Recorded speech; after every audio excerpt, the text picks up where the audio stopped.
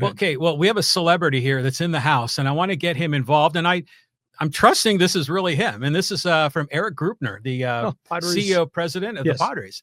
He goes, Hacksaw, just noticed you on here. I wanted to thank you for your outstanding courage year round. Cheers to you. But he has a question.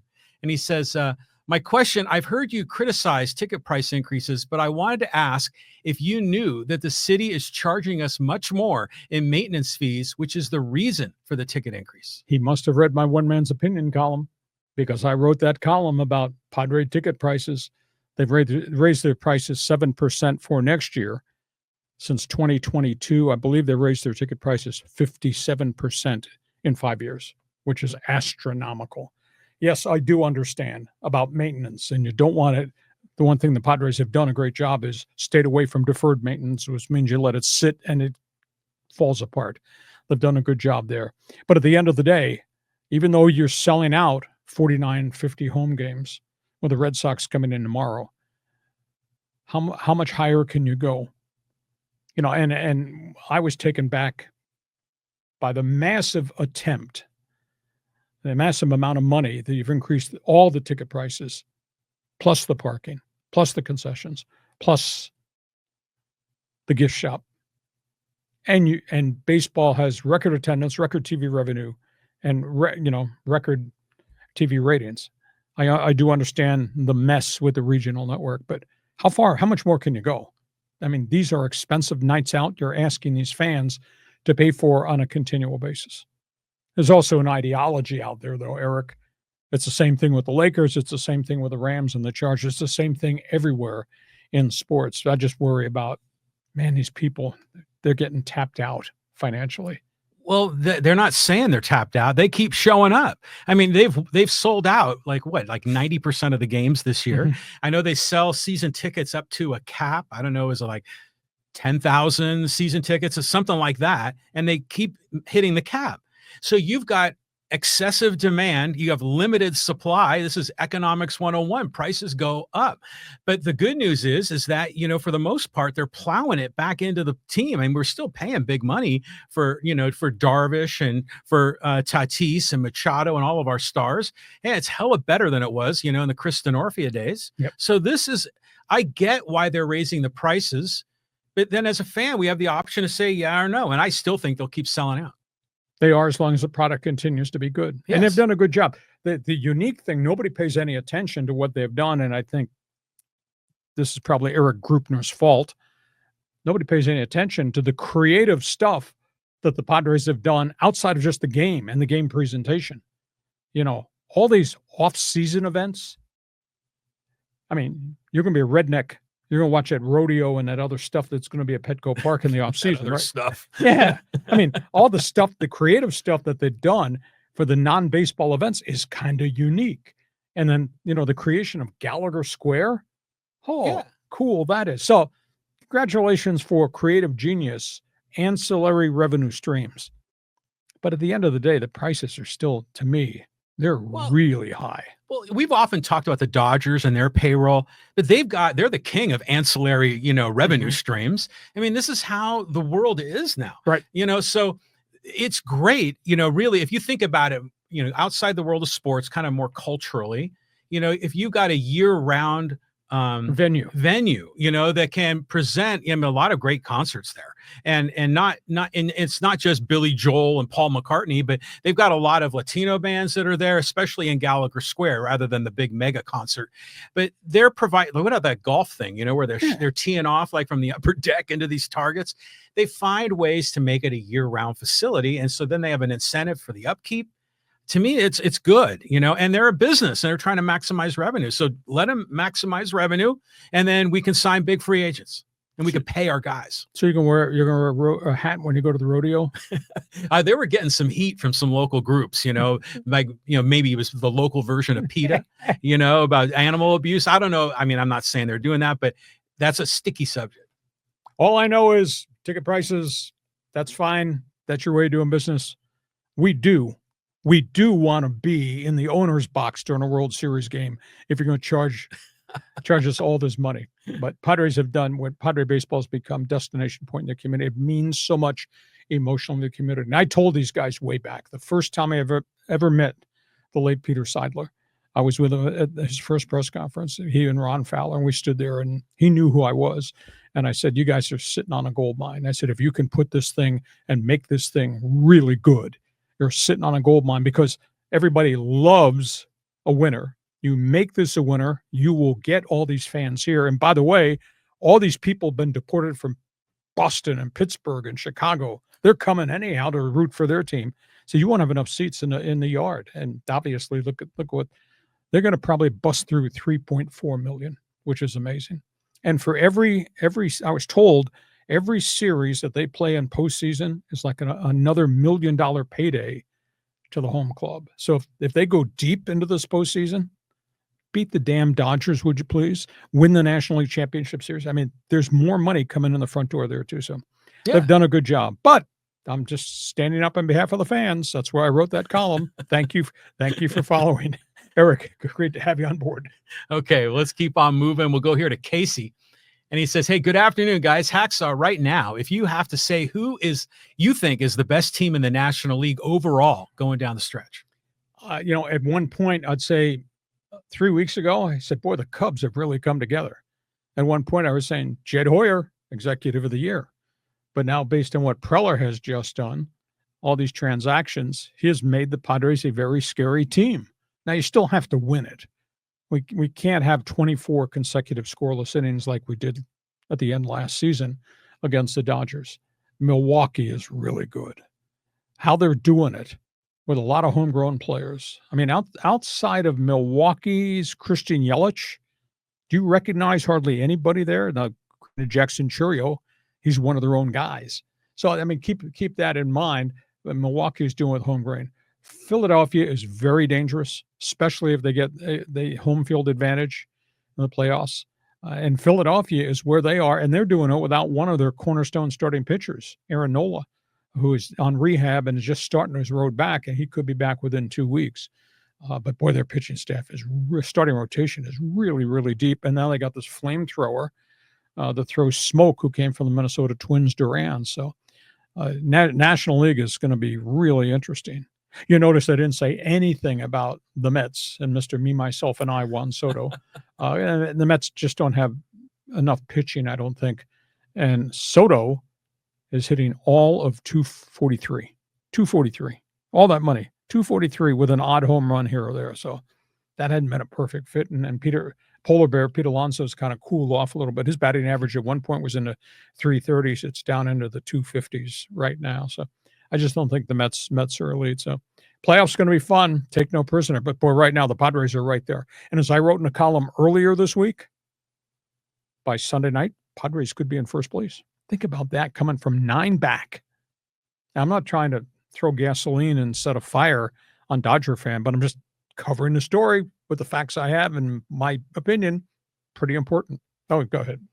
When we think about where we were in March, talking about what we thought was going to happen, we thought the Dodgers, like I was joking, they were going to finish 150-12. We thought they were going to have that dominant of a year.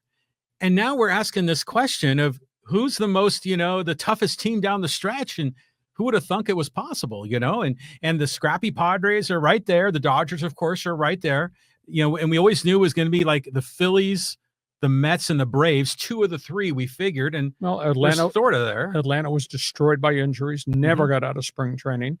Arizona, we thought was going to be something in the National League West, but they lost all those pitchers at the front end of the season, and Zach Gallen hasn't been Zach Gallen, and now they waved the white flag, and the first baseman and third baseman are playing up in Seattle. And the San Francisco had that spurt where they played well, but then, it all kind of went away from them. They've never really been the same team since the Ralph Devers trade, which is kind of weird because I thought he'd go there and he'd do a lot of things. But that's why he play 162 games. But boy, the way the Padres are positioned, and I'm not saying the Dodgers are going to fall over and die, because if the Dodgers get all these guys back healthy for the final month and a half of the season, I'm talking the Snells, and there's no setback with Glass now. What they got with Yamamoto, the Dodgers are going to be dangerous, but they're not a complete team. Their back end of the bullpen that's terrible, what I've seen. Just terrible. Terrible. Speaking of terrible, did you check the out-of-town scoreboard this week? Did you check what the hell happened in Colorado? Rockies, Toronto went in there and beat him 3 straight. Scored 54 runs in 3 games. Toronto did? Toronto. Jeez, well, Vlad Guerrero must have went off. Everybody went off because Colorado's got no pitching. No pitching. Let me pull this number up at you. This happened over the last 3 games. I got to find it here. It's in my bad notes. I've got terrible handwriting right now. But so they play the Blue Jays at Coors Canaveral, and they get lit. Rockies gave up, let me find this here. They gave up 45 runs and 63 hits in 3 losses. They have lost home games this season now, 21-0, 20-1 yesterday, and 18-0. I've never seen anything like this. These guys, this pitching staff is worse than the Blight Sox of last year. Wow. Poor Colorado, those poor fans up there. That's misery.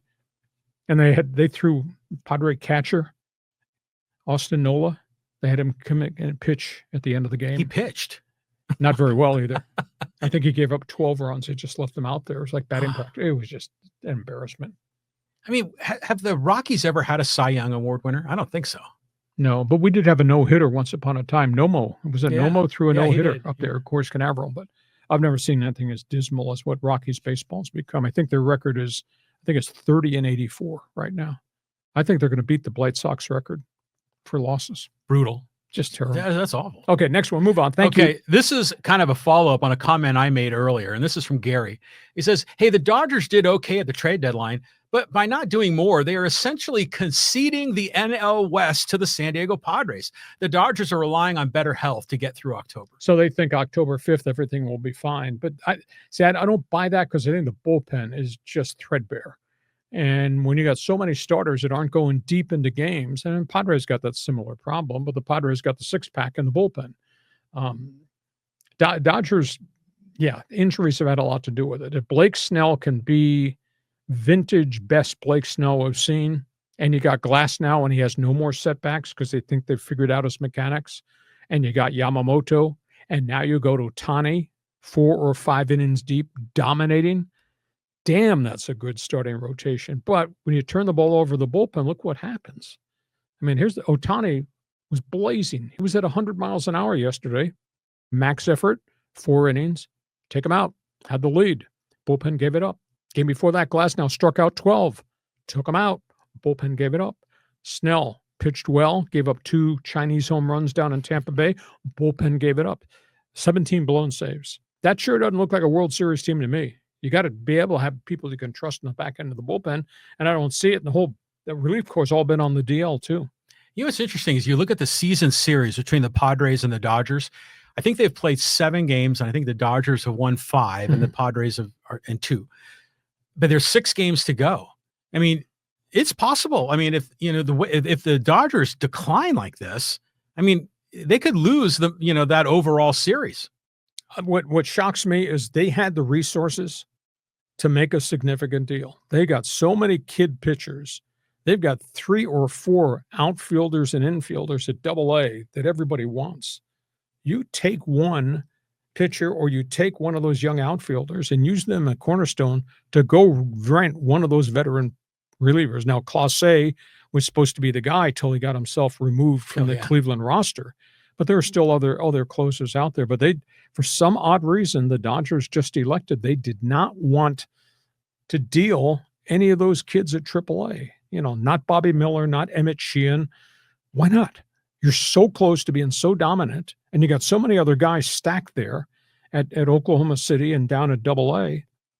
And they got so many kids at AA. They've got 3 outfielders everybody wants. Well, don't you think that if the Dodgers signed Mason Miller, that would be such a Dodgers thing to do? It just seemed like the perfect thing to do. Sure. Not only are you getting a closer, but of course the Dodgers get the sexy name, the guy that everybody wants, and they've got the capital to pay for it.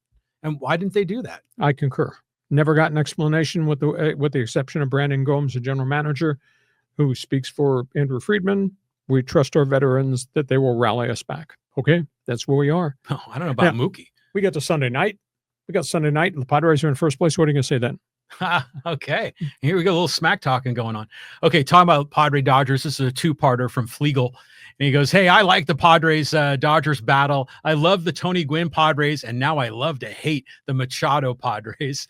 And then he goes on to say, hey, do you agree it's been the Dodgers division to give away, and they've tried their best to do that? Well, it's not give it away. They got so many bloody people hurt.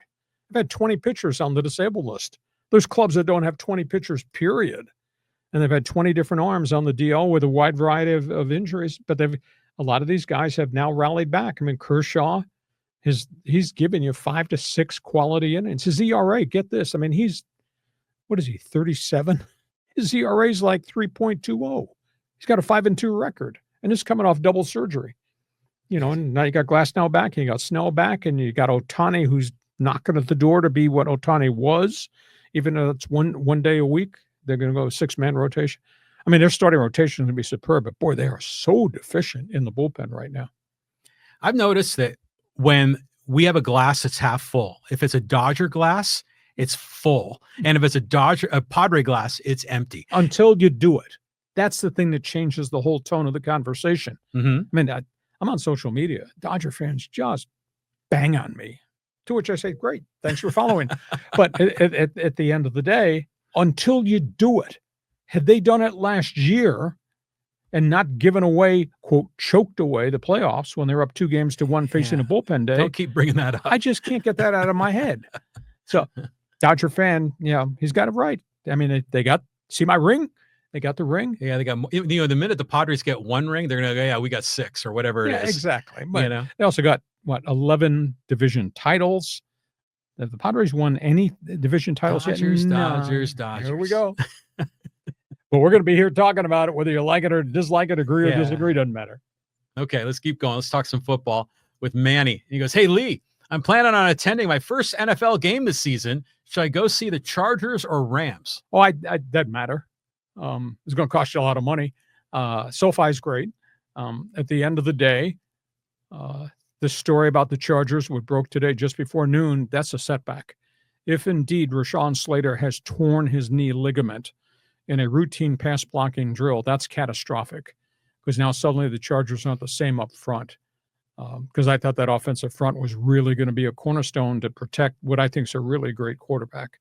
And the Rams, if Stafford can be Stafford with that Rams defense, they're really good. I mean, they were not that far away from being a Super Bowl team. In the cold weather, in the snow, they almost beat the Eagles at the end. Had that happened, they would have been in the Super Bowl again under Sean McVay. So either or, it's kind of a cool experience. The question is, do you like the AFC, or are you an old style NFC guy? So you'll have fun regardless. Yeah, it's not like they're in different stadiums. You get a different experience. They just hit a button and all the colors change, from blue and yellow to yellow and blue, I guess. Yeah, make sure you bring your credit card, though. Yeah.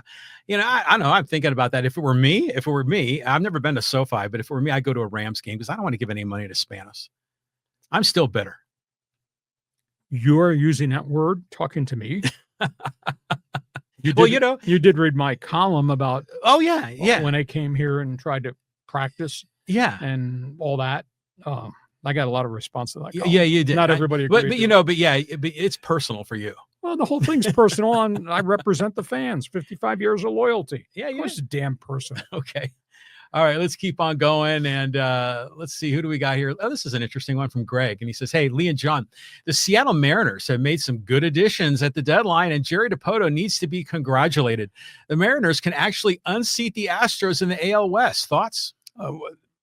They always had good pitching. I mean, they were 6 deep in the rotation, and then they got dinged a little bit. This is the first time in all those years those kid pitchers got hurt. I kept using the phrase, your pitching staff is never the same from year to year because of the wear and tear factor. And Kirby and those kids, 3 of the 5 wound up on the DL at some point, but they're all back now. And they were just deficient in the batting order.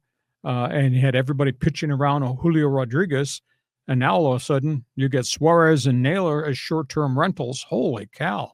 They're hitting home runs all over the place. So they're going crazy in Seattle. And Houston's kind of hit a wall. Houston's had a lot of injuries to their pitching staff too.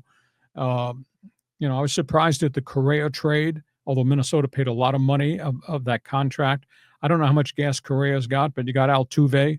And for Houston to be where they are post Bregman and post Kyle Tucker, that really surprised me too. But Dana Brown's done a good job, and they got a lot of young players there. They got a lot of young pitchers. I don't know if they have the depth of pitching Seattle's got. So if you're asking me, I think Seattle's going to win the division and probably slug their way to the division. And we'll see how far they go in postseason play. Although at this point, I don't think there's a hell of a lot of great teams in some of these other divisions in the American League. Yeah, we haven't had a great Seattle Mariners season in a long time. Well, the Ichiro 116 win season. Yeah. Boy, that was a long time ago. I have this vision in my head of a video of a play at home plate when they beat the Yankees or something like that. Does that ring a bell? No, but maybe, I don't know. I remember they didn't go all the way. I didn't even make it to the World Series that year. But they got knocked out in the first round, I think. I think, yeah. So, I mean, that, the Mariners and the Padres are like similar. They're cities that are overdue for a championship. And generally speaking, yeah, the Mariners are trending up and the Astros are going down. Astros kind of hit a wall. They're not quite playing as well as they were too. The Cubs are not playing quite as well as they were playing early. And Milwaukee's just, I can't believe Milwaukee's like 25 games over 500. How is that possible? And Jackson Churio's out, right? Well, for a minor hamstring. Okay, so that's not too bad.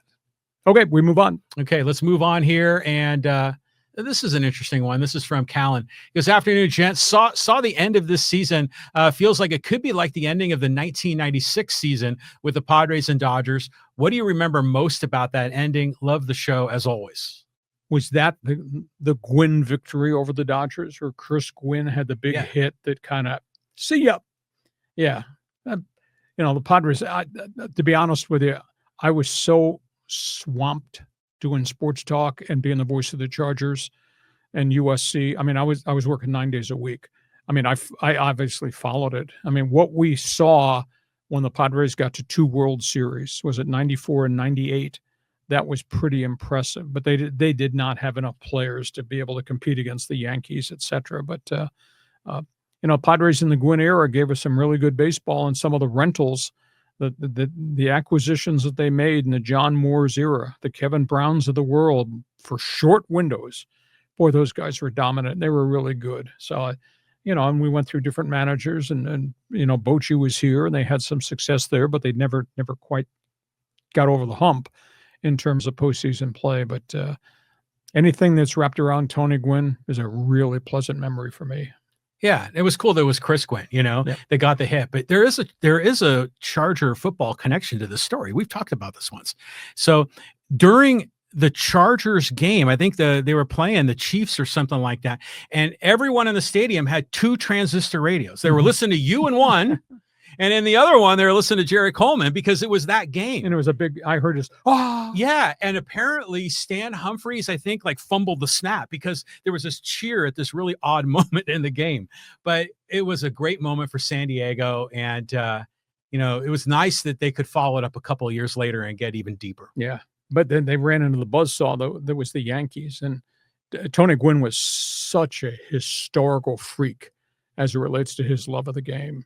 And I remember asking him one time in the clubhouse just about, what does it mean? He says, God, to go play where Ruth played and go where the Monument Park is. And then he hit a home run there too. But of course, they also got swept out real quick.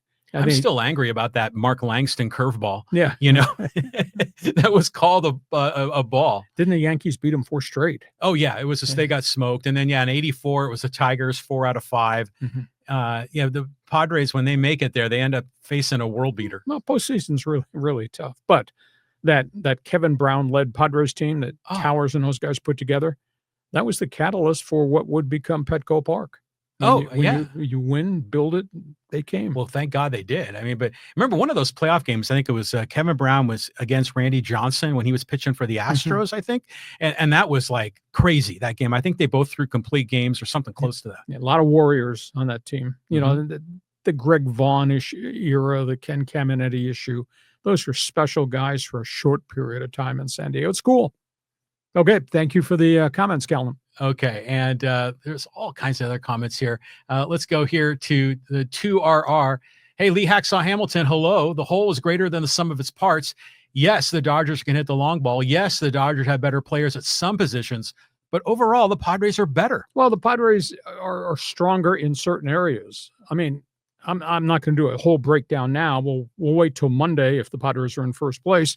Then we'll talk more extensively about matchups. But at the end of the day, the Dodgers have an elite starting rotation, and the Padres have gold in their bullpen. I don't know whether we should start calling them, take the name that was Four Horsemen and call them the Fab Five, or call them a six-pack. I mean, that bullpen is elite. And then obviously we have stars, they have stars, etc. So it's just going to be fun. And the fact that they play each other 6 more times starting on August 15th, that's what this whole thing is about. And this rivalry has really become special. Yeah, so it is interesting. I think now Dodger fan is starting to accept the fact that it's a rivalry. I mean, for the longest time, say, yeah, Padres, shoo, fly. I don't want you near me. Little brother. Yeah, little brother. And now, I mean, they're facing the reality that it's coming down to this. And Dodger fan knows that pitching can't be counted on. They know that Mookie is like Fernando Tatis, is like not playing to normal standards. So yeah, Dodger fans should be a little worried. We'll see what the weekend brings. These games are phenomenal. I mean, the Padres Red Sox, that's really almost like pennant race baseball. And Toronto is as hot as anybody on the other side. And they're coming in and played the Dodgers. I was on a show in Toronto last night, and they asked me what I thought. I said, Blue Jays could send a global message because nobody's paying attention to Toronto. And yet Guerrero and Bo Bichette and those guys are just hammering the ball. And Toronto's got really steady pitching. There's no Cy Young Award winners in that rotation, but those are all really good pitchers. I said the Jays could send a global message. They could conceivably beat the Dodgers 3 straight because LA is really struggling. How about that? Yeah, that Kevin Gausman is good. He was with the Giants. He's rock solid. Yeah, he's really good. So, yeah, I mean, for the longest time, we thought that the Blue Jays over the last 5 years or so could be one of those teams, and they always seem to fall below expectations. They fell apart last year. I mean, Vlad Guerrero did not have a really good season. Bo Bichette had a miserable season.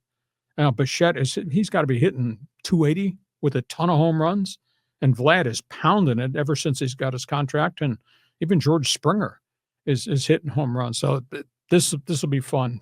Great weekend. Holy cow. Great weekend, Petco. Great weekend, Chavez Ravine. Yeah, it's going to be awesome. Here's a little bit of a similar question, but it kind of expanded to the scope of this from Carlos. And he says, so you think San Diego has a better roster than the Dodgers and the Clippers have a better roster than the Lakers? You are wrong on both counts. Now you're going to say the Chargers have a better roster than the Rams. Well, as of this hour, the Chargers got a real problem with what just happened today before noon at left tackle. That is a major problem. But then again, if this Matthew Stafford back situation post meeting with the spinal doctor and the epidurals doesn't work, then the Rams are not the same team either. This guy's just in grudge mode. That's all there is. I mean, on paper, Clippers look like a better team. Now we'll see what the Lakers are like because Doncic looks like a very different person since the last time we saw him. And obviously, you got Austin Reeves, and they think they're going to be a little bit different defensively with what they did with what they could do. And the Clippers got one chance. Clippers have a very old basketball team, but boy, the Clippers have got proven commodities at 5 positions, plus a bunch of young guys who can run up and down the floor coming off the bench. I think it's going to be really interesting to see Clippers versus Lakers. This guy does not want me to express an opinion. Do you ever sense that like LA sports fan, especially the long timer guys, that for them it's Lakers Dodgers. Or Dodgers Lakers. Those are the two.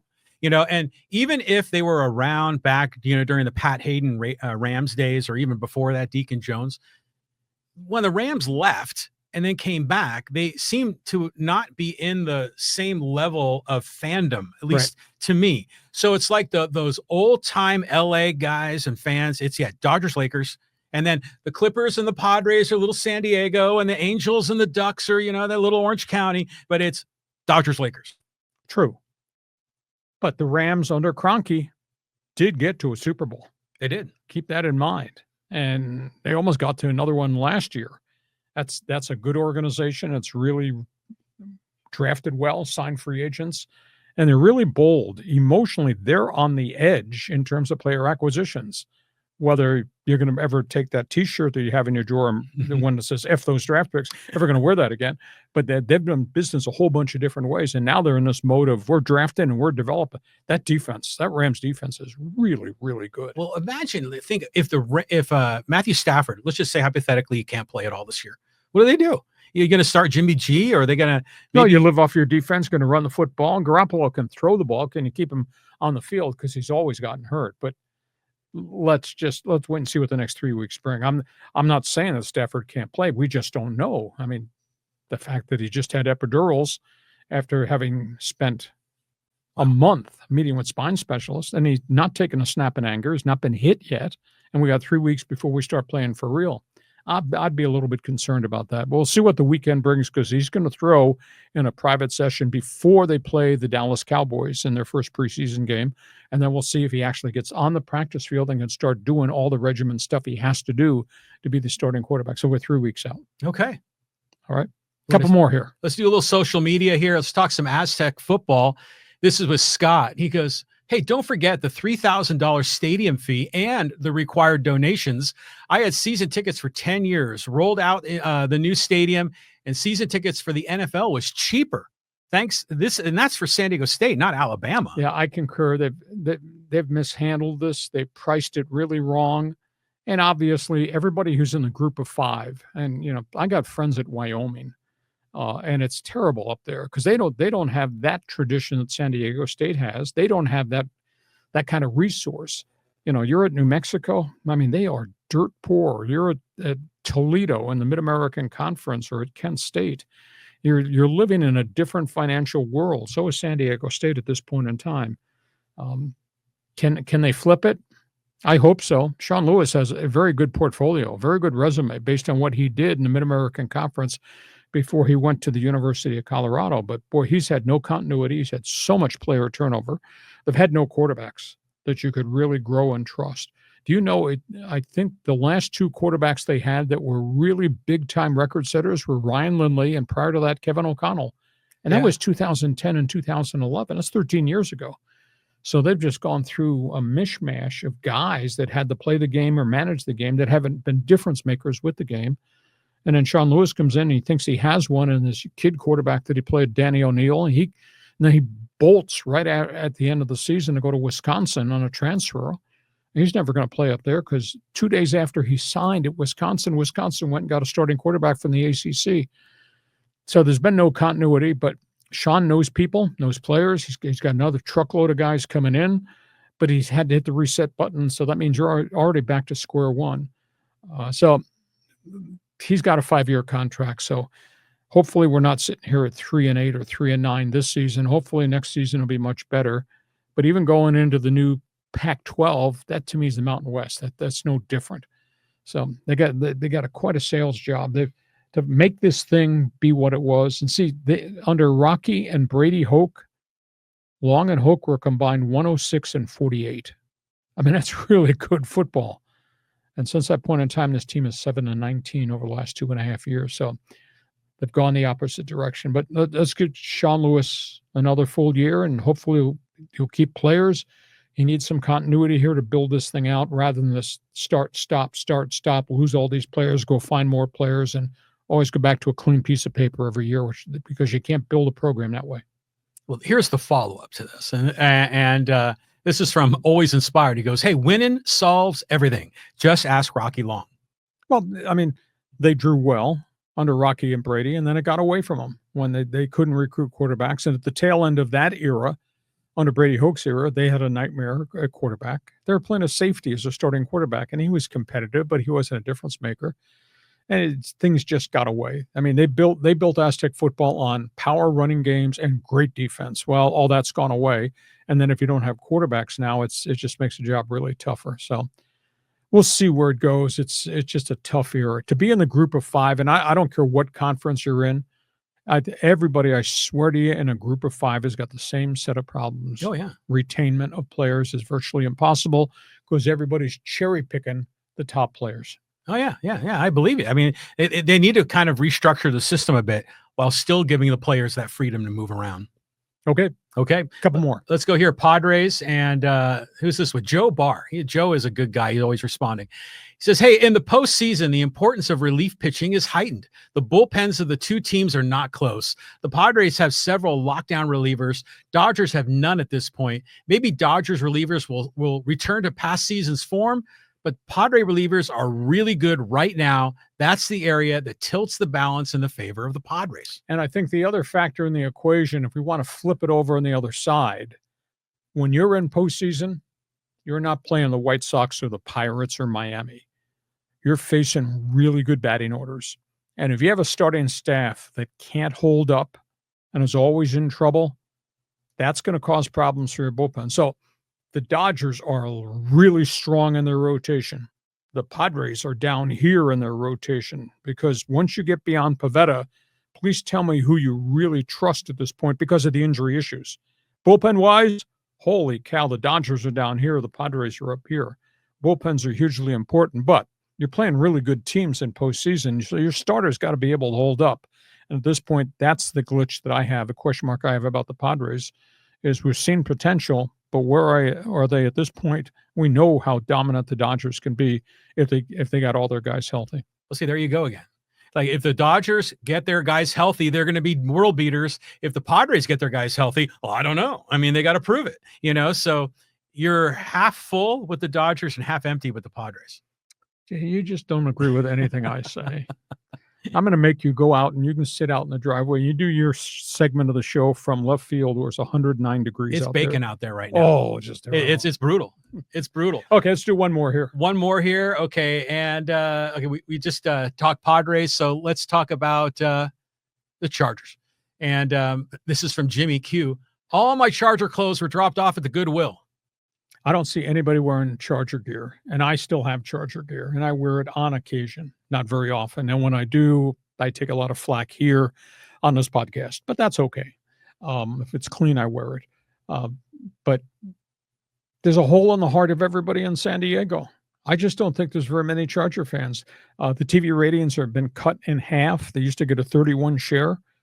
They're down to about 15 share right now, and the product is pretty good. I mean, Justin Herbert's a really good quarterback.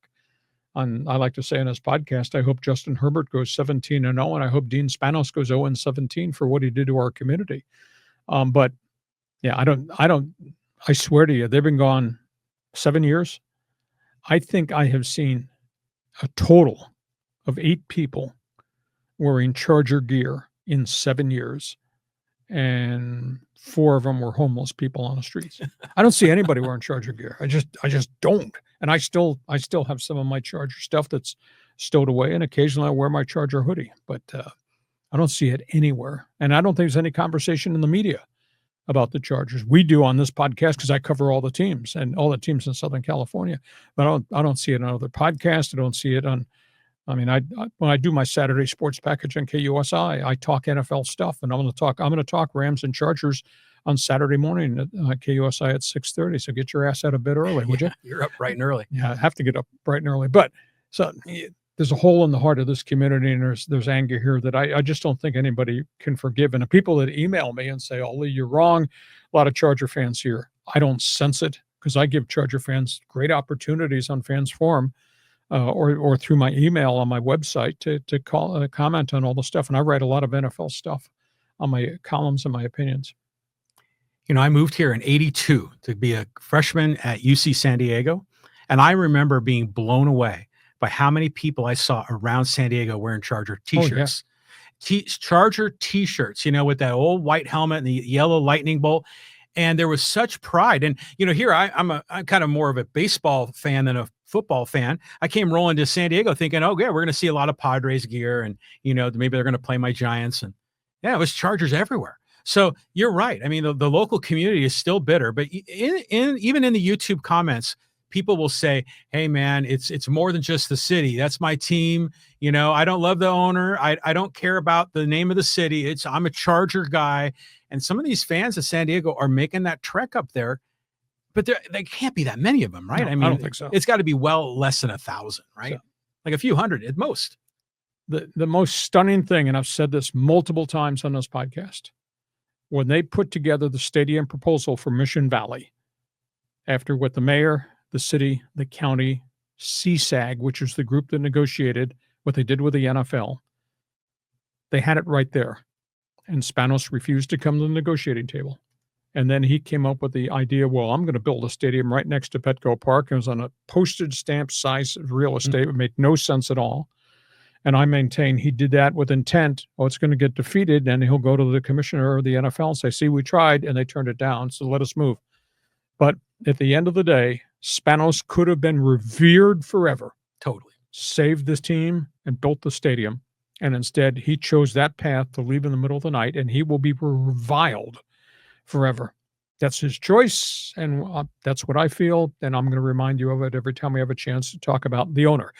Love Justin Herbert. I have such respect for the player, the person, the intelligence, and obviously I'm a big NFL junkie. I did 17 years of NFL football with the Chargers and with the Seattle Seahawks, so we continue to cover it, but there's a hole in the heart of this community that we just can't get away from.